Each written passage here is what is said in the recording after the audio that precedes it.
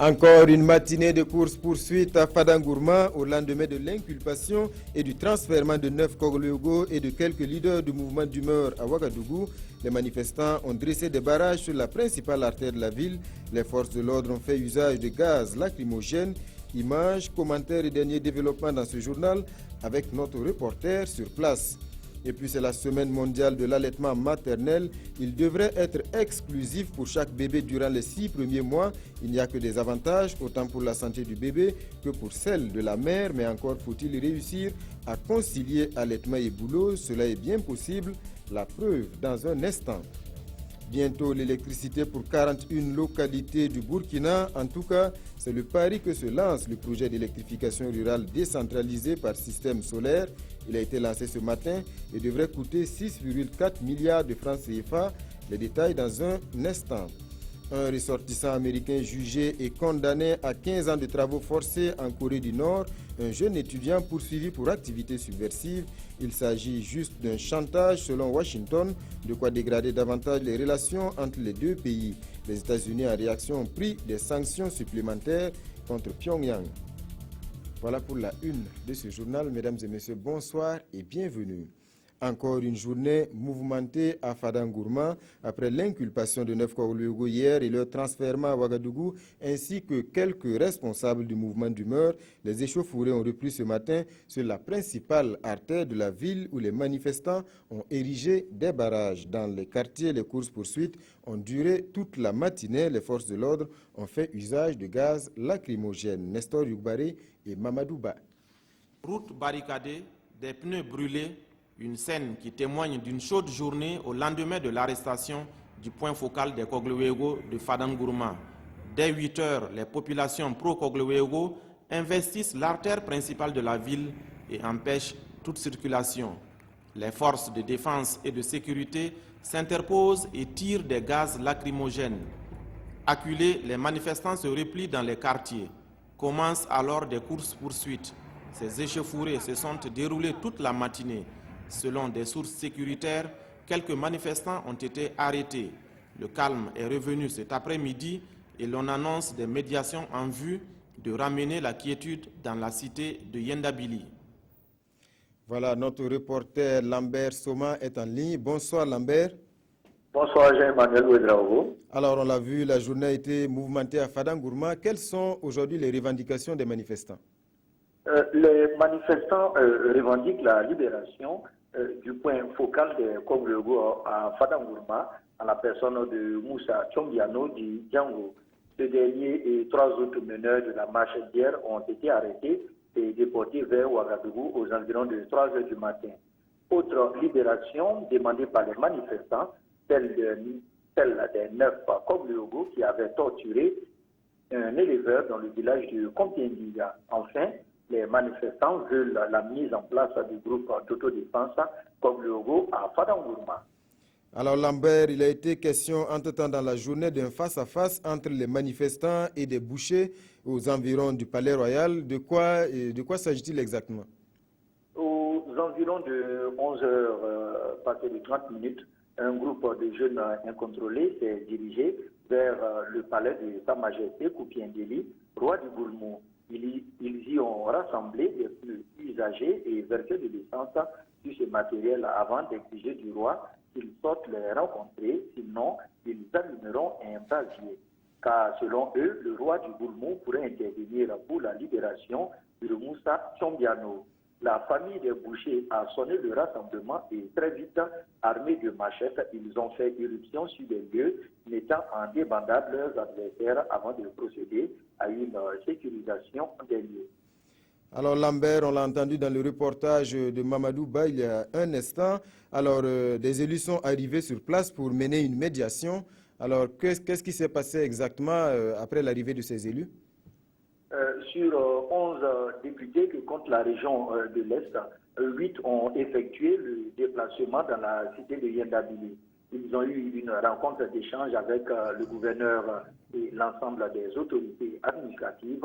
Le cap a été mis ensuite sur le palais de justice de Fadangourma où les députés ont eu un entretien avec le procureur du Faso près du tribunal de grande instance de Fadangourma. À l'heure actuelle, une rencontre vient de se terminer entre les forces vives et la mission parlementaire. Les élus nationaux disent être venus afin de trouver des solutions pour faire baisser la tension et du même coup demander l'apaisement des cœurs. Concernant les deux premières rencontres, rien n'a filtré des échanges. Et la conférence de presse du gouverneur prévue pour 11 h ce matin est ramenée à demain 9 h. Voilà, merci Lambert Soma pour toutes ces informations. Les Korluogo doivent se conformer à la loi s'ils veulent continuer d'exister. C'est la position de l'exécutif réaffirmée aujourd'hui au cours du traditionnel point de presse. Il a été également question de la collaboration avec le groupement d'intervention de la Gendarmerie nationale française dans la lutte contre le terrorisme. Autre sujet au centre des échanges, la mise en œuvre des mesures présidentielles dans le domaine de l'emploi. Nongba Kouda et Olopoda. Force doit rester à la loi. Le gouvernement réaffirme ainsi sa position sur la question des Kogluego et annonce ici une sortie de crise. En ce qui concerne l'envoi du groupe d'intervention de la Gendarmerie nationale française, le gouvernement burkinabé est on ne peut plus clair. Il s'agit juste de gendarmes spécialisés dans les enquêtes et le renseignement qui auront comme base Ouagadougou. Et c'est un nombre vraiment très réduit, il ne s'agit pas d'une unité, non. C'est juste quelques gendarmes qui auront comme base Ouagadougou et qui permettront donc à la sous-région de bénéficier de l'expertise de ces techniciens-là dans le cadre du renseignement, dans le cadre du travail de la lutte contre le terrorisme. Donc, à ce point de presse, le gouvernement revient sur les mesures présidentielles dans le domaine de l'emploi. Pour 2016, ce sont 4200 jeunes diplômés de niveau Bac plus 2 et plus qui seront recrutés au profit de l'éducation post-primaire. Une formation de 6 mois est prévue à leur intention. Dans la période de formation, un pécule de 30 000 francs CFA sera versé aux participants. À l'issue de la formation, ils devront signer un contrat à durée déterminée de 1 an renouvelable sur les 3 ans. Le contractuel a droit après à une allocation forfaitaire mensuelle qui est fixée à 100 000 francs. Au bout du quinquennat, 16 000 jeunes devraient être recrutés pour un financement global estimé à 46 milliards 42 millions de francs CFA. Dans le domaine de la santé, 16 000 agents de santé communautaire seront aussi recrutés cette année. Ils percevront une prime de 20 000 francs par mois pendant 5 ans. Et ce n'est pas tout. La gratuité des soins au profit de la femme et des enfants de moins de 5 ans sera mise en œuvre de façon progressive jusqu'à couvrir l'ensemble du pays. Dans un premier temps, il s'agira de démarrer les mesures de gratuité dans 3 régions de Burkina Faso, que sont la région du centre, la région des Hauts-Bassins, la région du Sahel. Pendant 2 mois, c'est le mois d'avril et de mai. Avec ces mesures, le gouvernement veut s'inscrire dans une dynamique de renforcement de l'assise communautaire et de changement du système de santé au Burkina. Donner le sein à son enfant, un geste naturel qui devrait être banal pour toutes les mères. Seulement voilà, la plupart du temps à cause du travail, l'allaitement maternel exclusif est vite abandonné, remplacé par le biberon. C'est la semaine mondiale de l'allaitement maternel exclusif. Le ton a été donné aujourd'hui à Rio, l'occasion de rappeler la nécessité de concilier travail et allaitement. Le geste est bénéfique autant pour la santé du bébé que pour celle de la mère. Gérard Sommet, Ini Janine Kambiré. L'allaitement maternel est un geste simple et naturel qui crée une chaleur humaine, une communion entre la mère et son enfant, susceptible d'améliorer à la fois la santé des deux. Cependant, nombreuses sont les mères qui, du fait de leurs multiples activités, sont contraintes souvent d'abandonner l'allaitement maternel exclusif avant 6 mois.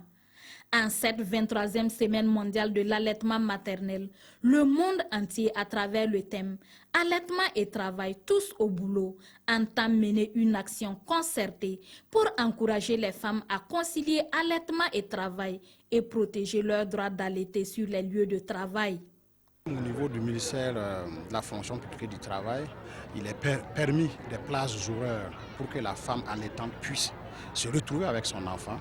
Donc nous ne faisons que inviter effectivement les entreprises privées qui travaillent sous le coup de la réglementation en vigueur au Burkina Faso de faire en sorte que toutes les femmes qui sont dans leur domaine de définition puissent bénéficier de ce droit élémentaire.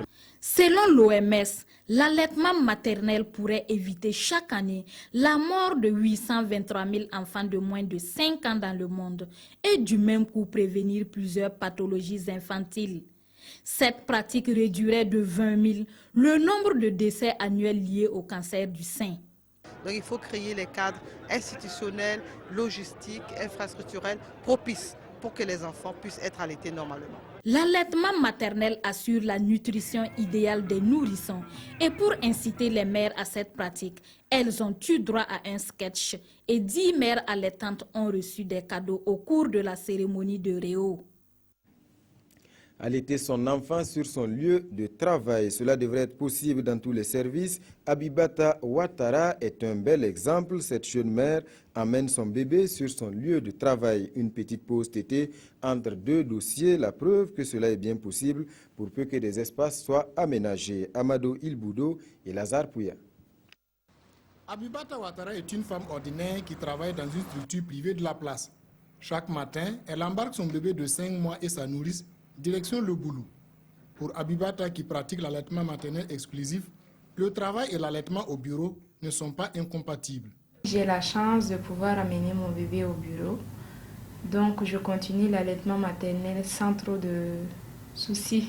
Comme il me voit à côté de lui, il est vraiment apaisé, donc il ne cause aucun souci à personne. Encourager les femmes qui ont des bébés à concilier allaitement et travail, que ce soit dans les secteurs formels ou informels ou tout simplement à la maison, semble être un impératif du moment. Et les patrons de service doivent s'adapter à cette nouvelle donne.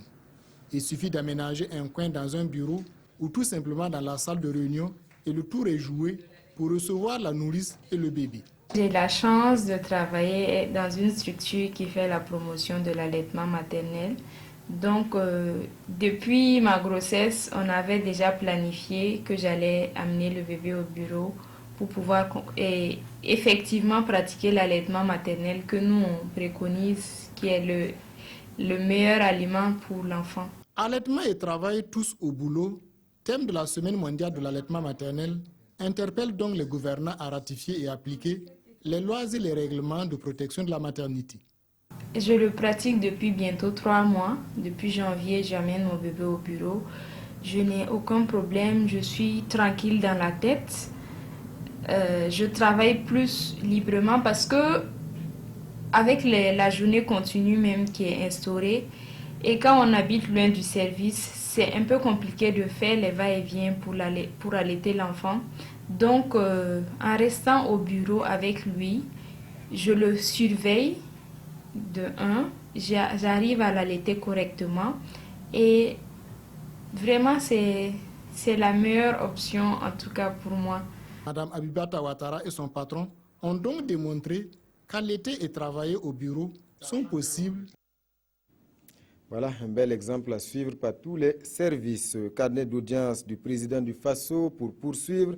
Ce matin, Roch-Marc Christian Kaboré a reçu une délégation de l'entreprise française Géocoton. Avant cette délégation, l'ambassadeur de la République fédérale du Nigeria, en fin de mission, est allé faire ses adieux au président du Faso. Souleymane Sanou, Pascal Canet. En fin de mission au Burkina Faso, l'ambassadeur de la République fédérale du Nigeria est là pour dire au revoir au président du Faso. C'est également l'occasion pour le diplomate de faire le point de son séjour au Burkina Faso. À la presse, David Gambar confie qu'il quitte le pays avec un sentiment d'un devoir accompli parce que les relations entre son pays et le Burkina Faso sont excellentes.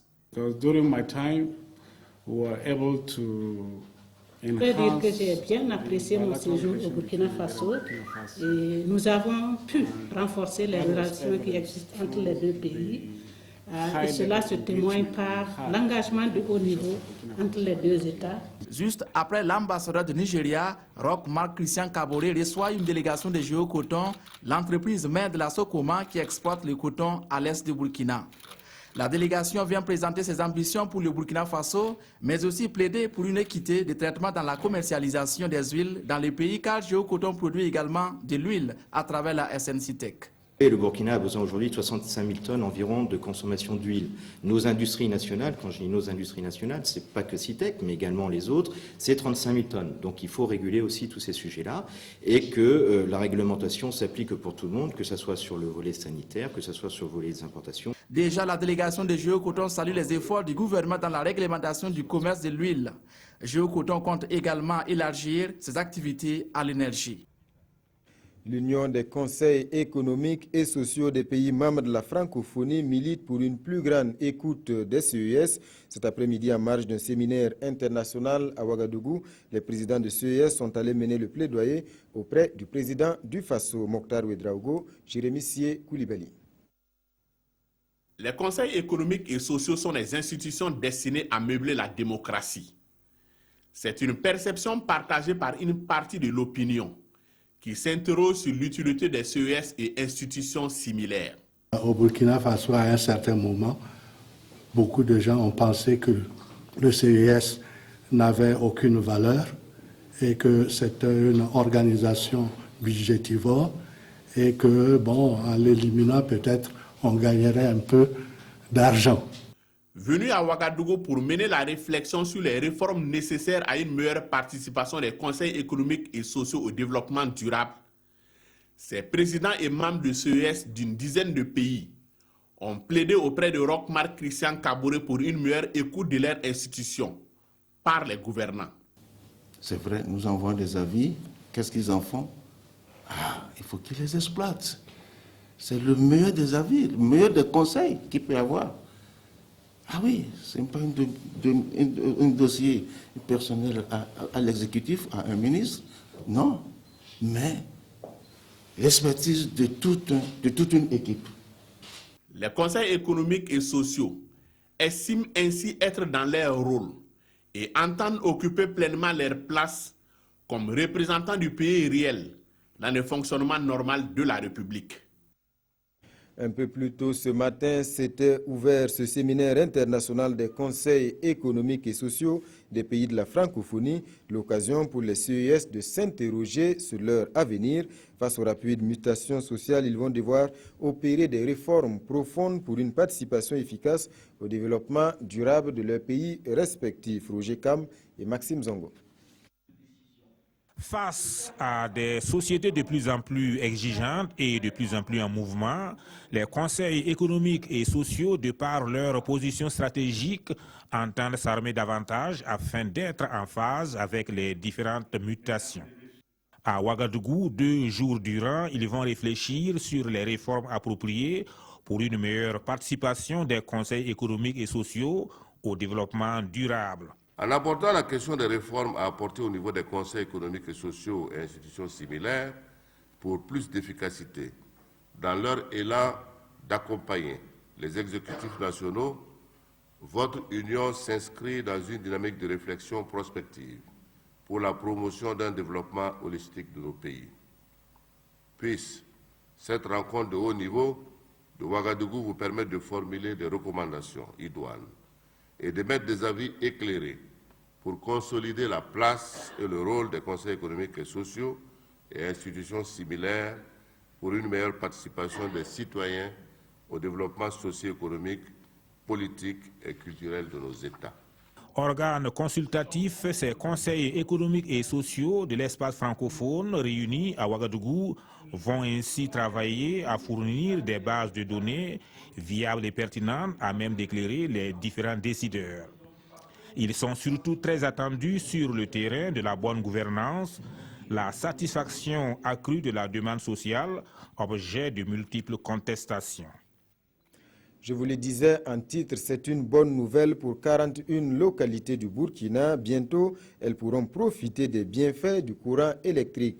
En tout cas, c'est le pari du projet d'électrification rurale décentralisé par système solaire. Il a été lancé ce matin et devrait coûter 6,4 milliards de francs CFA. Explication Urbain Benito Sommet ou Moussissé. Dans 2 ans et demi, 41 localités du Burkina Faso seront électrifiées grâce au projet d'électrification solaire. Un projet qui a pour objectif l'éradication de l'extrême pauvreté dans les zones rurales. Et la mise à disposition de l'énergie peut y contribuer. Ce que nous venons de voir aujourd'hui représente un premier jet pour l'effet des leviers que nous voulons lancer pour pouvoir intensifier de façon massive l'utilisation de l'énergie solaire pour que ça rentre dans les habitudes, pour que nous puissions imposer cette base d'exploitation sur l'énergie solaire qui va nous permettre, et notre génération et les générations futures, de pouvoir résoudre fondamentalement notre problème de l'accès à l'énergie électrique. Ce projet d'électrification rurale décentralisé par système photovoltaïque comprend 7 composantes. La première composante concerne en fait l'aspect hybridation, c'est-à-dire que la mise en œuvre en fait du diesel et du solaire. Et la deuxième composante va concerner la construction des réseaux électriques. La troisième composante concerne en fait le recrutement d'équipes pour la supervision, c'est-à-dire le contrôle de ces ouvrages. Il y a une autre composante qui concerne l'équipe projet et une autre composante qui concerne les aspects environnementaux. Le coût global du projet est de 6,4 milliards de francs CFA. Il est financé par la Banque islamique de développement et l'État burkinabé. Ce sont les régions de la boucle du Mouhoun, du centre-est, du sud-ouest, du centre-nord, du Sahel et de l'Est qui sont concernés. Autre projet en marche, le projet G-Cloud. Objectif, rationaliser les investissements dans les domaines des technologies de l'information et de la communication. Concrètement, il s'agit de mutualiser les ressources informatiques de plusieurs services. Sa mise en œuvre va nécessiter la mise en connexion d'environ 200 bâtiments publics à Ouagadougou. Avant la réalisation des travaux, l'Agence nationale de promotion des TIC a rencontré ses partenaires ce matin. Roger Kam et Ramatou Zida. Le projet G-Cloud va mettre en connexion environ 200 bâtiments publics avec possibilité de raccordement des bâtiments privés à Ouagadougou. La mise en œuvre nécessite 133 km de fibres optiques. Cela va permettre de relier les serveurs de 8 localités dans les pôles de croissance du Burkina. Le début des travaux est prévu pour avril prochain.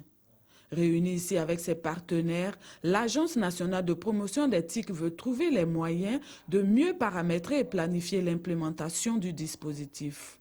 Nous nous sommes engagés à faire les surveilles, c'est-à-dire les études de terrain complémentaires, qui nous a permis de finaliser un certain nombre de plans, comme le plan de connexion des bâtiments de la ville de Ouagadougou.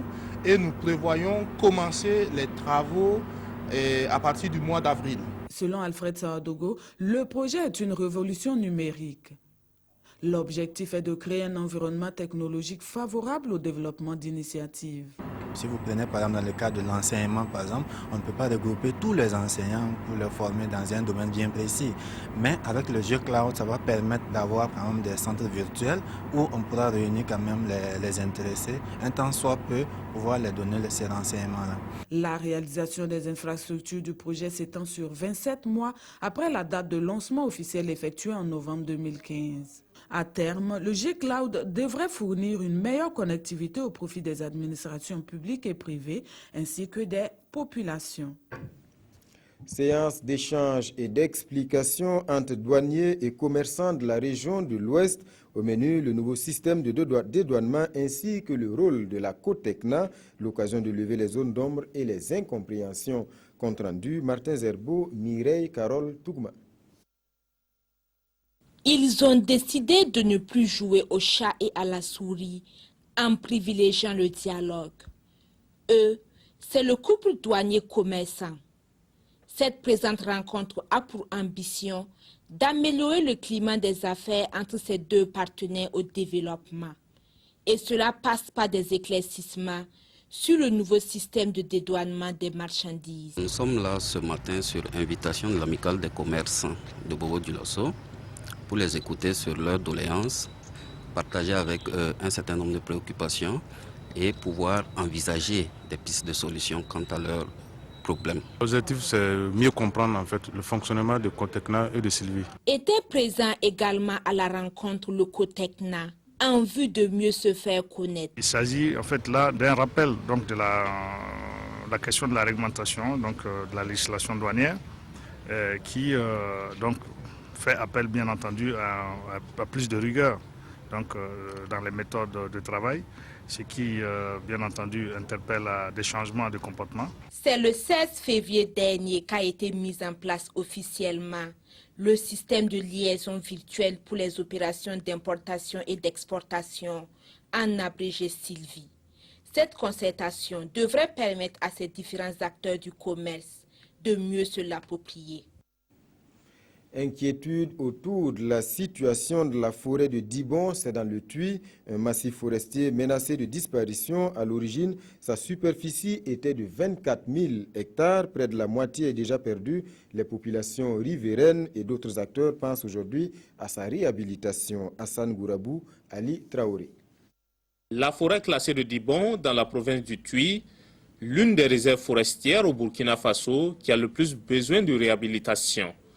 Le phénomène de changement climatique, l'agriculture, l'orpaillage, autant de facteurs qui influent négativement sur cette réserve de 24 000 hectares. Nous avons effectué une mission d'évaluation il y a juste un an de cela dans cette entité, dans cette aire protégée. Et l'étude a révélé que près de la moitié de la forêt classée est occupée par des activités anthropiques, anarchiques. C'est donc pour trouver des solutions à cette anarchie dans la forêt de Dibon que se tient cette session de sensibilisation. L'objet de cet atelier est de pouvoir échanger avec l'ensemble des acteurs pour que nous puissions nous comprendre et agir de façon participative pour restaurer ce qui est en train de se dégrader. Selon le directeur en charge de la gestion de cette ressource, la forêt de Dibon a perdu plus de 11 000 hectares sur les 24 000. Ce faisant, il appelle tous les acteurs à mettre la main à la pâte pour sa survie. Hors de chez nous à présent, un ressortissant américain jugé et condamné à 15 ans de travaux forcés en Corée du Nord, un jeune étudiant poursuivi pour activité subversive. Il s'agit juste d'un chantage selon Washington, de quoi dégrader davantage les relations entre les deux pays. Les États-Unis, en réaction, ont pris des sanctions supplémentaires contre Pyongyang. Les États-Unis demandent la libération immédiate d'Otto Warmbier, cet étudiant américain de 21 ans qui vient d'être condamné à 15 ans de travaux forcés par la Corée du Nord. Il est accusé d'activité subversive pour avoir volé une bannière de propagande dans un hôtel à Pyongyang où il se trouvait dans le cadre d'un voyage organisé. Absurde pour le gouvernement américain qui accuse le régime nord-coréen d'utiliser ses ressortissants comme moyen de pression. Les allégations qui pèsent sur cet individu n'auraient entraîné aucune arrestation ou peine de prison aux États-Unis ou dans n'importe quel autre pays du monde, explique le porte-parole de la Maison-Blanche. Il est de plus en plus clair que le gouvernement nord-coréen utilise les citoyens américains comme des pions avec des motivations politiques. En réaction, les États-Unis ont décrété de nouvelles sanctions visant directement le régime de Kim Jong-un. Au début du mois, le Conseil de sécurité de l'ONU avait déjà voté un renforcement des sanctions pour condamner un nouvel essai nucléaire et un tir de missiles balistiques par la Corée du Nord. L'annulation de la nomination de Yacouba Isaac Zida comme ambassadeur aux États-Unis bat la une des quotidiens ce jeudi. La décision prise hier en Conseil des ministres est longuement analysée et commentée. La revue de presse nous est proposée par Abdoul Rasmane Zongo. Sa nomination en décembre 2015 comme ambassadeur à Washington a récemment fait couler beaucoup d'encre et de salive au point que le Conseil des ministres a mis fin au débat. Et la presse en parle également. Roch refuse son visa à Zida, affiche l'Observateur. L'ambassadeur Yacouba Isaac Zida limogé relève les dernières nouvelles du Faso. La nomination de Zida annulée remarque aujourd'hui au Faso.